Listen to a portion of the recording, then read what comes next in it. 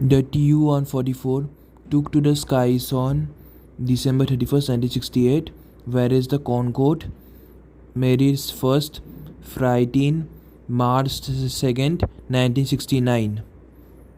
The Concorde promised smooth supersonic sailing, whereas the Tu-144 represented brute force. The Tu-144 was faster and larger than the Concorde. However, the Concorde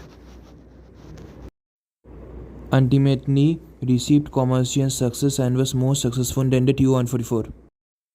Though the Tu-144 got the initial spotlight, both the Concorde and the Tu-144 are beautiful and marvelous supersonic aircrafts and are legends in the aviation industry.